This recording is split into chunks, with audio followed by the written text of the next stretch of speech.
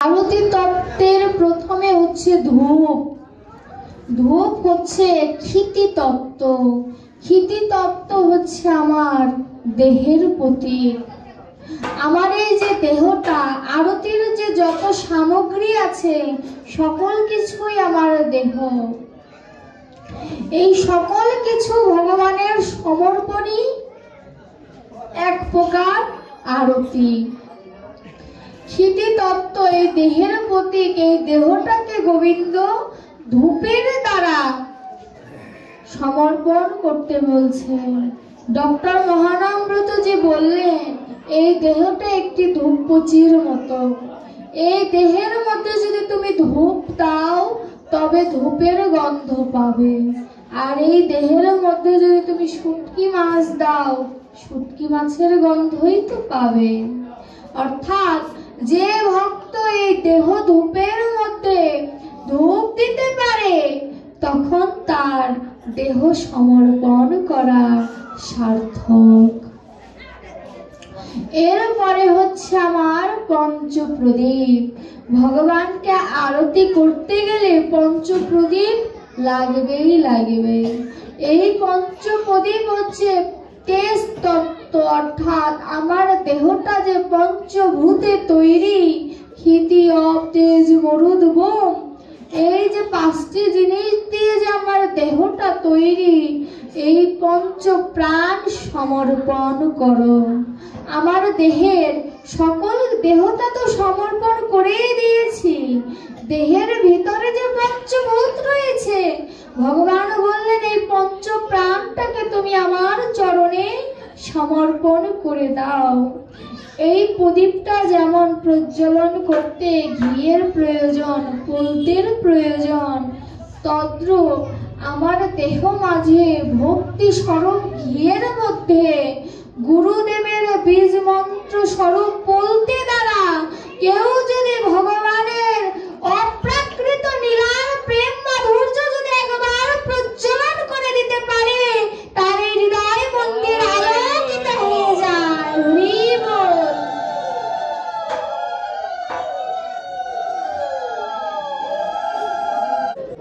আমার মন তখন পবিত্র হয়ে যায়। এরপরে হচ্ছে কর্পূর দ্বীপ। কর্পূর দিয়েও ভগবানের আরতি করা হয়। কর্পূর দ্বীপ দিয়ে ভগবান কর্পূরের গন্ধ খুবই পছন্দ করেন।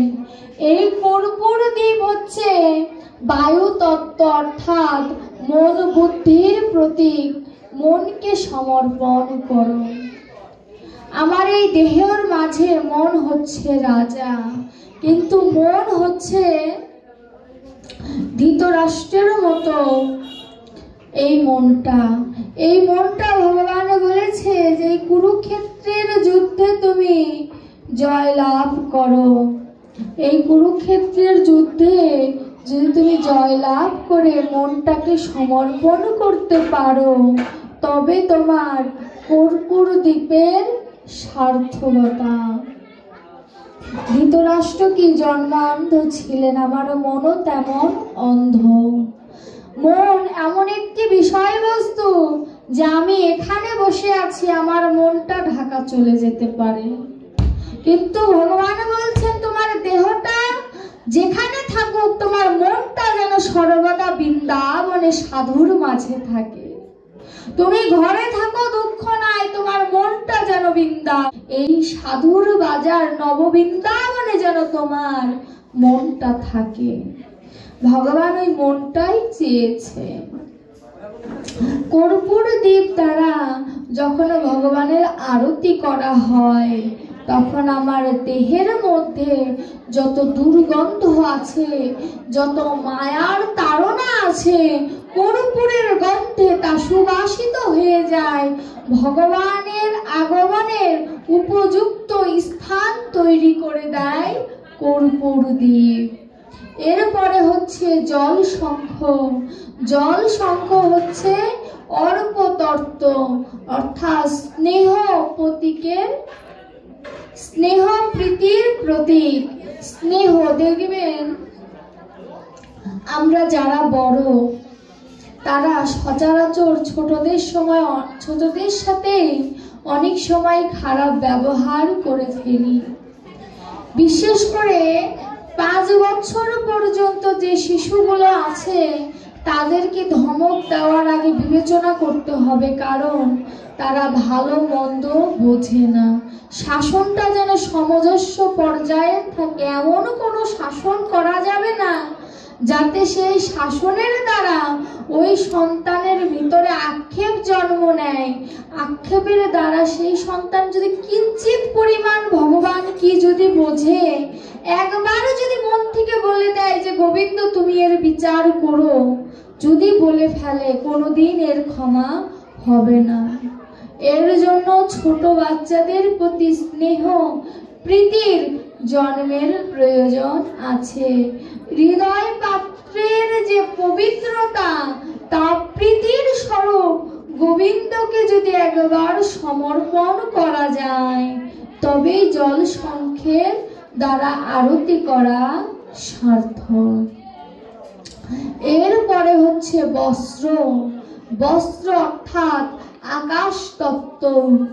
আকাশ তত্ত্ব লয়, ভয় এবং লজ্জা প্রীতির প্রতীক। লজ্জা একটি নারী হোক আর একটি পুরুষই হোক, লজ্জাই হচ্ছে তার ভূষণ। ভগবান বললেন আমাকে ভজন করতে গেলে যেন লোক লজ্জা ভয় যেন না থাকে, কিন্তু বাহ্যিক সমাজে তুমি যখন যাবে তোমার দেহটা যেন ঢাকা থাকে। কিন্তু বর্তমানে 12 হাত শাড়ি দিয়েও আমার মায়ের শরীর ঢাকে না। ঢাকে বাবা? ঢাকে না। 12 হাত শাড়ি দিয়েও মায়ের শরীর ঢাকে না। এখানে যারা বসে আছেন আমি তাদের উদ্দেশ্যে বলছি না, যারা আসেনি তাদের দশাটা কিছুটা এরকমই হবে, কারণ যাদের শরীর ঢাকে না তারা কোনোদিনই সাধুর বৃন্দাবনেও আসে না, কারণ তারা থাকেই মায়ায় আচ্ছন্ন হয়ে। ভগবান বললেন যে তুমি আমার কাছে লজ্জা ভয় এনো না, কিন্তু সংসার জগতে সতী প্রতিব্রতা থাকাই তোমার একমাত্র কর্তব্য, সেখানে যেন এর ত্রুটি না থাকে। সর্বত্র ভাবে নিজেকে তুমি দান করে দাও, অর্থাৎ লোক লজ্জা ভয় এই 3টি হচ্ছে মানব জীবনের সব থেকে মেন 3টি খুঁটি। এই খুঁটিগুলোকে তুমি ভগবানের চরণে দান করে দাও। এরপরে হচ্ছে পুষ্প চন্দন। আমরা যখন পুষ্প অর্থাৎ ফুল যখন গোবিন্দের চরণে সমর্পণ করি, সাথে কি দেই? চন্দন। কেন? ভগবান চন্দন অনেক ভালোবাসেন। এই চন্দন, পুষ্প চন্দন হচ্ছে ভক্তি মাখা আত্মসমর্পণ। পুষ্পর সাথে যখন চন্দন দেই তখন ওই পুষ্পটা শুদ্ধ হয়ে যায়। তদ্রূপ স্নান করে যখন আমার দেহে আমি দাদুর সঙ্গে যখন তিলক লাগাই তখন আমার দেহটাও পবিত্র হয়ে যায়। ভগবান বললেন পুষ্প চন্দনের সাথে যখন তোমার দেহ পুষ্পটা আমার চরণে দান করতে পারবে, তখনই তোমার মানব জীবনের সার্থকতা। ভগবান বললেন যে আমি বাহ্যিক ফুল চাই না, আমি তোমার ভক্তি ফুলটা চাই। এই ভক্তি ফুলটা আমায় দান করো, দেখবে তোমার সকল বোঝা আমি আমার কাঁধে নিয়েছি। এরপরে হচ্ছে বিজন। বিজন অর্থাৎ পাখা। ভগবানকে আমরা পাখা দিয়ে বাতাস দেই, তাই না? বিজন অর্থ পাখা। পাখা হচ্ছে অহংকারের প্রতীক। যখন সকল কিছু আত্মসমর্পণ করে দিলাম, দেখবেন ইহজগতের অনেক ভক্ত চরিত্রে দেখা যায় ভগবানের সাথে তার দেখা হয়েছে, ভগবানকে সকল কিছু সমর্পণ করে দেওয়ার পরে হঠাৎ করে তার ভিতরে অহংকারের সৃষ্টি হয়ে যায়। আমার অর্জুন তার প্রমাণ। অর্জুনের তো অহংকার হয়েছিল একবার, বৃন্দাবনে তিনি যেতে চাননি, ভগবান তার রথের সারথি। এমন অনেক ভক্তের জীবনে অহংকার চলে এসেছে। ভগবান বলছে যে সকল কিছু সমর্পণ করার পরে অহংকারটা আমার ভিতরে স্মরণ করে দাও, আমার ভিতরে সমর্পণ করো এবং আমাকে স্মরণ করো, দেখবে তোমার অহংকার দূরীভূত হয়ে যাবে। ঈশ্বরে নিজেকে মিলিয়ে দাও। তখন যে আরতি করে সে বলছে যে হে প্রভু, আমি যেমন বাতাস দিয়ে তোমার সকল অশান্তি দূর করে দেওয়ার চেষ্টা করছি, তদ্রূপ তুমি আমায় ভক্তির বাতাসের দ্বারা এমন আশীর্বাদ করো যেন মৃত্যু পর্যন্ত আমি কৃষ্ণ নাম গাইতে পারি। হরি বল।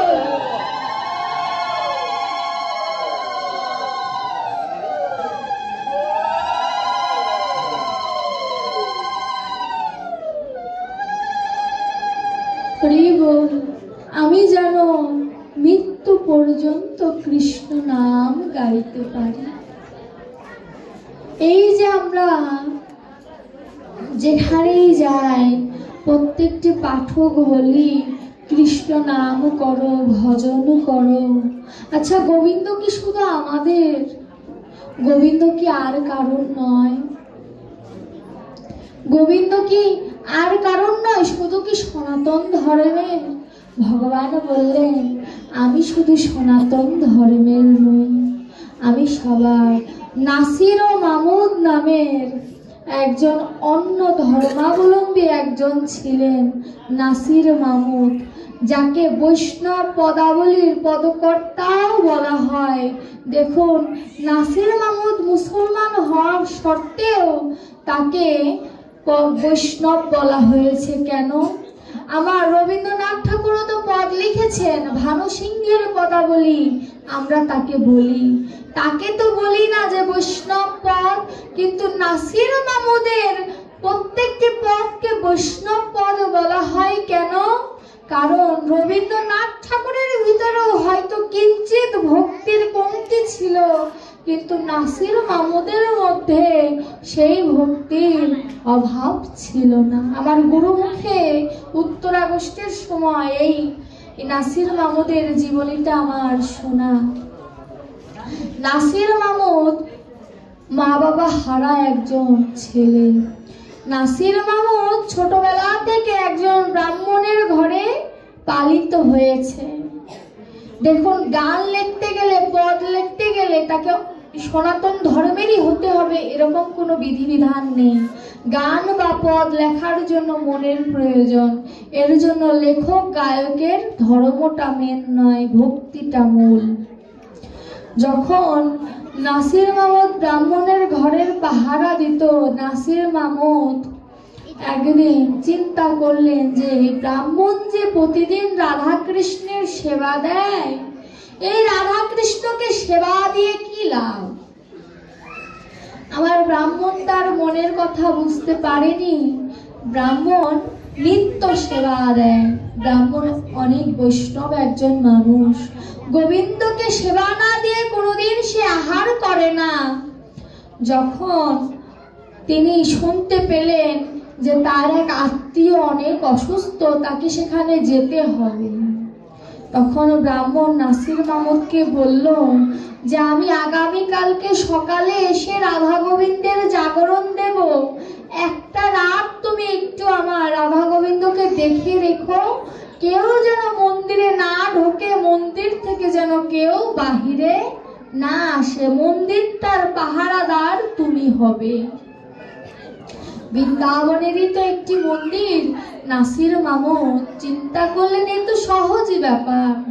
নাসির মামুদ জানে না মন্দিরের ভিতরে কেমন ভগবান থাকে, কারণ সে তো সনাতন ধর্মের নয়, না জানারই কথা। নাসির মামুদ চিন্তা করছেন যে সারা রাত জাগবো, সময় কাটবে কেমন করে। রাত যত গভীর হয় নাসির মামুদের ভিতরে বারে বারে প্রশ্ন আসে, কে এই মন্দিরে থাকে যাকে ব্রাহ্মণ পাহারা দিতে বললেন? দেখুন, পুরো বিশ্ব ব্রহ্মাণ্ডের যে পাহারা দেয় যে গোবিন্দ, তাকে কিনা একজন সামান্য মানুষ পাহারা দিয়ে রাখছে যাতে মন্দির থেকে বের না হয়। ভগবান কৃপা করবে বলেই তো নাসির মামুদকে ব্রাহ্মণ এই বেশে রেখে গেছেন। ভগবানেরই সকল কিছু লীলা। নাসির মামুদ দেখতে পেলেন হঠাৎ করে মন্দিরটা আলোকিত হয়ে গেল। কি ব্যাপার, মন্দির কেন আলোকিত হয়ে গেল? ভগবান যেন প্রকট হয়েছেন, রাধা কৃষ্ণ যেন প্রকট হয়েছেন রাসলীলা করবে বলে দিব্য জ্যোতিতে মন্দিরটা যেন ভরপুর হয়ে গেছে, কোথাও যেন অন্ধকার নেই। হঠাৎ করে দরজা খুলে গেল। দেখুন, ভজন নেই, তারপরেও নাসির মামুদ কেন রাধা গোবিন্দকে দেখতে পেলেন? একটি কারণে, কে থাকে ওই মন্দিরে যাকে আমার ব্রাহ্মণ এত সেবা দেয়, যাকে পাহারা দিতে বলল? কে থাকে? কোনদিন প্রশ্ন করেছি যে ওই মন্দিরে কে থাকে যাকে ব্রাহ্মণ বা বৈষ্ণব সেবা দেয়? সেবা দিয়ে লাভটা কি কোনদিন জিজ্ঞাসা করেছি এই হৃদয়টাকে? এই জিজ্ঞাসাটা যদি থাকতো, কে বলতে পারে নাসির মামুদের মতো গোবিন্দ আমার সামনেও আসতে পারত? তো এই চিন্তাধারাই তো আমার ভেতরে এলো না। নাসির মামুদ যখন দরজাটা খুলে গেল, নাসির মামুদ মন্দিরের দিকে অগ্রসর হলেন। দেখেন, এক যুবক আর এক যুবতী দাঁড়িয়ে আছে।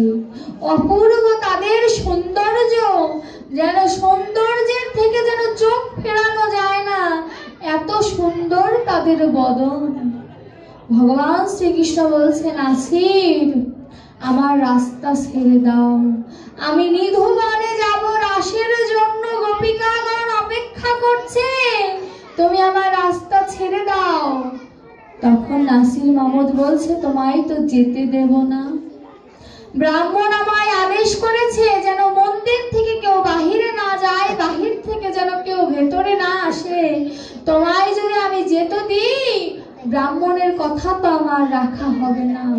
ইহ জগতে ব্রাহ্মণ ছাড়া আমার কেউ নেই, আমি ব্রাহ্মণের কথা অমান্য করতে পারব না। নাসির মামুদের এমন কথা শুনে আমার গোবিন্দ যেন হেসে উঠেছে আর বলছে, বা বলিহারি, উত্তম হাতে তালি দিয়ে বলছে, বলিহারি, এমন ভক্তই তো আমার চাই, তুমি রাসে যাওয়ার যোগ্য। নাসির মামুদ তিনি বৃন্দাবনের রাস দেখার সৌভাগ্য তার হয়েছিল। নাসির মামুদকে বলল, তুমি কি আমাদের সাথে যাবে? আমাদের সাথে যাবে, আবার আমাদের নিয়ে তুমি মন্দিরে চলে আসবে। নাসির মামুদ বলল, ঠিক আছে চলো। পেছনে পেছন যায়, যেতে যেতে আমার রাধা রানীর বাম চরণের নূপুরটা পড়ে গেছে।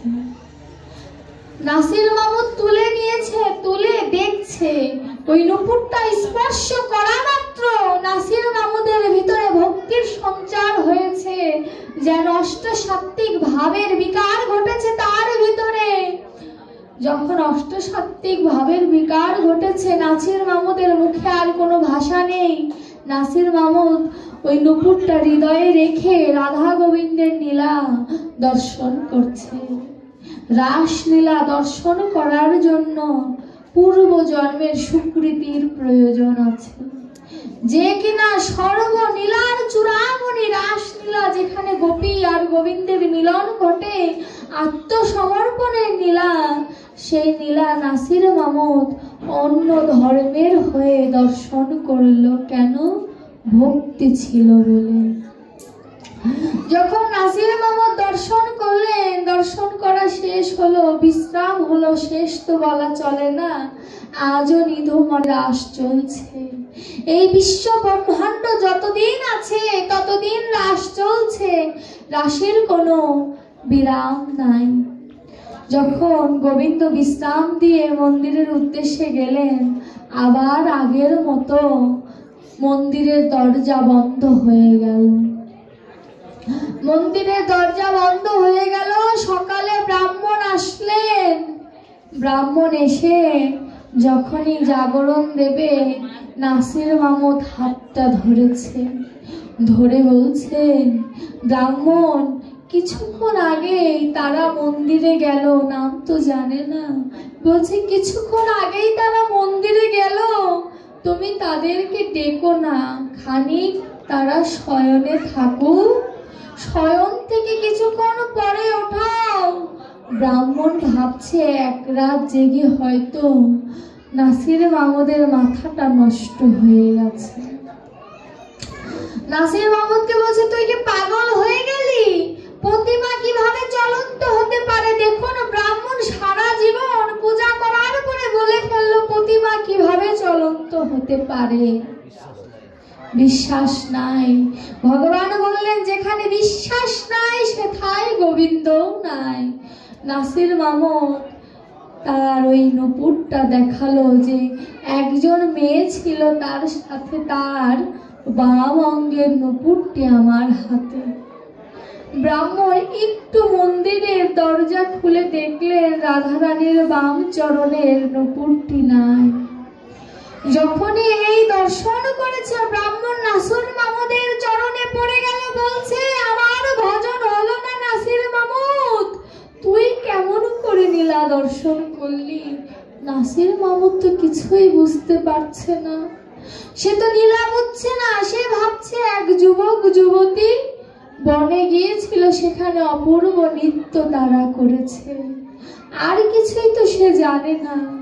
ব্রাহ্মণ বলছে, তুই যাকে দেখেছিস সে তো আমার প্রাণ গোবিন্দ রে, সে তো ভগবান।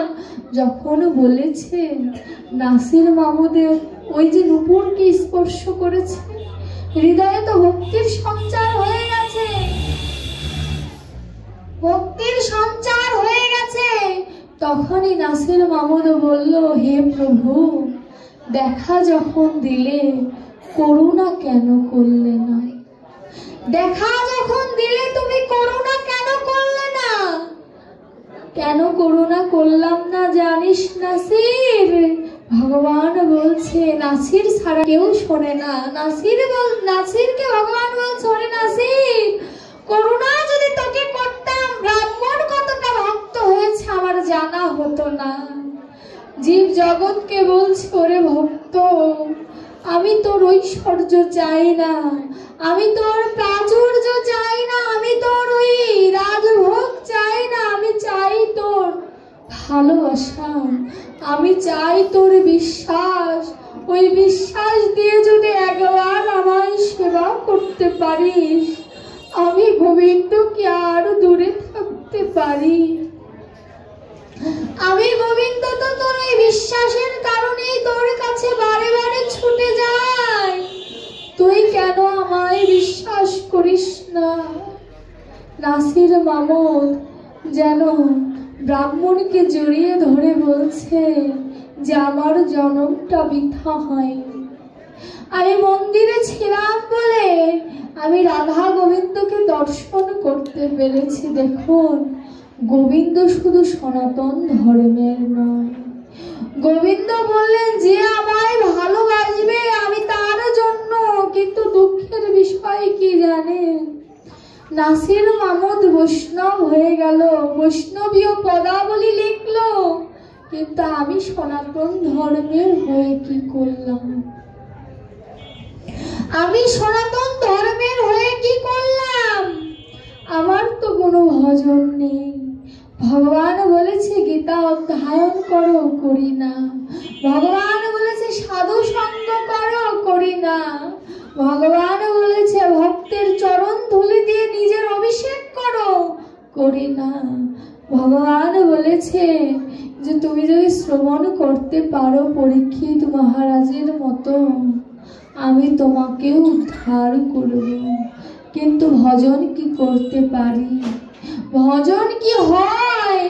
ভজন করার জন্য দেহটা গোবিন্দ আমায় দিয়েছে বটে, কিন্তু ভজন তো আমার হলো না।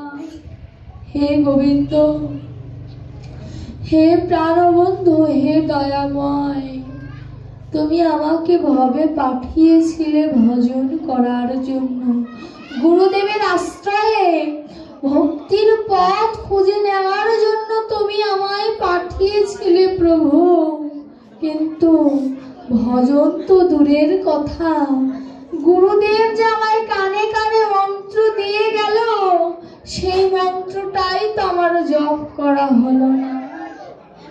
দীক্ষা মন্ত্র যে গোবিন্দের, যে দীক্ষা মন্ত্র গুরুদেব যে আমার গৃহে এসে আমার কানে দিয়ে গেল, সেটা তো আমার জপ করার কথা ছিল, কিন্তু সেই জপটা আমার হলো না। জপটা হবে কেমন করে? ইচ্ছা শক্তিটার প্রয়োজন, ইচ্ছা শক্তিটাই তো আমার ভিতরে উদয় হলো না। ভগবান বলছেন, এই হৃদয় মাঝে তুমি যদি দীক্ষা মন্ত্র জপ করে যদি একবার আমার আরতি করতে পারো, আমি গোবিন্দ কোনোদিন তোমার কাছ থেকে দূরে থাকতে পারবো না। কেন জানো? কারণ দীক্ষা মন্ত্রের এতটা শক্তি, এ যদি কেউ একবার যদি হৃদয় মন্দিরে যদি একবার জপ করতে পারে, ভগবান আর দূরে থাকতে পারে না। ভগবান ওই মন্ত্রের কাছে বশীভূত হয়ে যায়। দেখবেন একটি সন্তানকে যদি আপনি নিজের আয়ত্তে আনতে চান, সে যেটা পছন্দ করে সেটা দিলে ওই সন্তানটা খুশি হয়। তদ্রূপ ওই দীক্ষা মন্ত্রটা ভগবান এতটাই তার প্রিয় মন্ত্র যে ভগবানকে যদি কেউ ওই মন্ত্র দ্বারা বশীভূত করে নিজের হৃদয় মাঝে যদি একবার বসাতে পারে, গোবিন্দ তার পূজা গ্রহণ করে।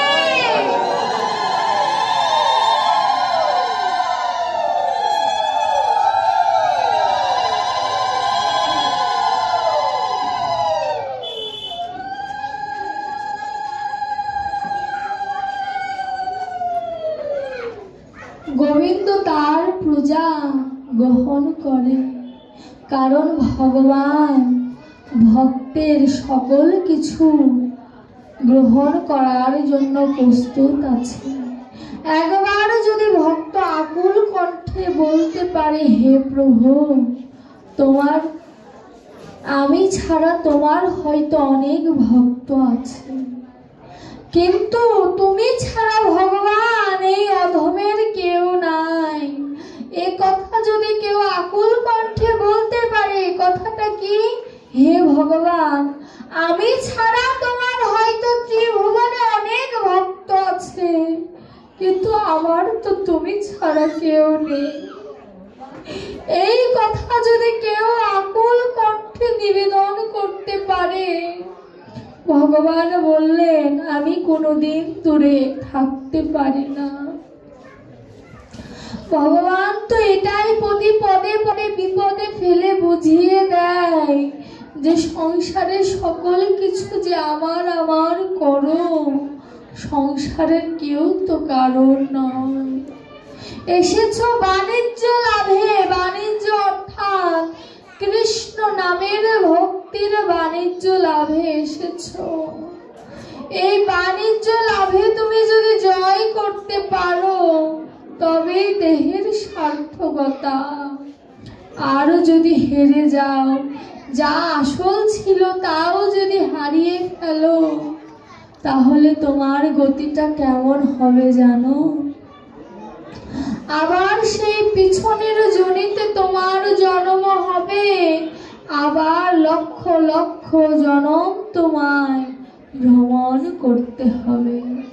ভগবান বললেন যে আমি চাই না যে তোমরা অমৃতের পুত্র হয়ে লক্ষ লক্ষ জনম ভ্রমণ করো, আমি চাই তোমরা আমাকে লাভ করো, আমাকে লাভ করো, এটাই আমি চাই। তাই তো সকল প্রথা বাদ দিয়ে একটি কথাই বারে বারে বলেছি যে কৃষ্ণ নাম জপ করো, মধুমাখা হরি নাম স্মরণ করো, মধুমাখা হরি নাম নিজের হৃদয়ে ধারণ করার চেষ্টা করো। একবার যদি ধারণ হয়ে যায় তবে দেখবে এই হৃদয়ের ভিতরে অপ্রাকৃত শান্তি তুমি পাবে। নববিধা ভক্তির প্রথমটি হচ্ছে শ্রবণ। শাস্ত্রকার বললেন, শ্রবণে তুমি পরীক্ষিতের মতো হও, কীর্তনে তুমি শ্রী সুখদেব গোস্বামীর মতো হও, স্মরণে তুমি প্রহ্লাদ মহারাজের মতো হও, বন্দনে তুমি অক্রূরের মতো হও, অর্চনে তুমি পৃথু মহারাজের মতো হও, পদসেবনে তুমি লক্ষ্মী দেবীর মতো হও, দাস্য ভাবে তুমি হনুমানের মতো হও, সখ্য ভাবে তুমি অর্জুনের মতো হও, আর আত্মনিবেদনে তুমি বলিরাজার মতো হও। যদি এই নববিধা ভক্তির যে 9টি পথ, একটি পথেও যদি তুমি গোবিন্দকে ডাকার মতো ডাকতে পারো, গোবিন্দ বলছে আমি সেই ভক্তকে সাধু সাধু বলে গ্রহণ করব।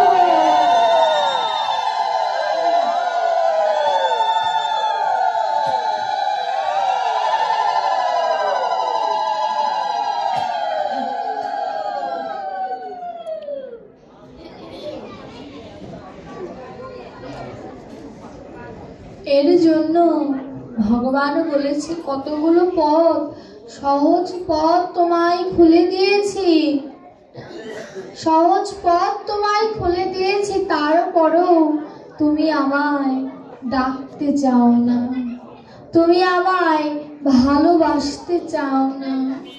আর কি করব তোমার জন্য বলতে পারো? ভগবান বলছে, ভগবানকে ভক্ত বলছে যে আমি যে আমার এই হৃদয়ের শান্তিটা পাবো কেমন করে? তিনি ধর্মীয় উপাখ্যানের দিকে আঙুল তুলে দেখিয়ে দিলেন, লালা বাবু জগৎ শেঠের লীলাটা দর্শন করো। লালা বাবু কে ছিলেন? লালা বাবু এক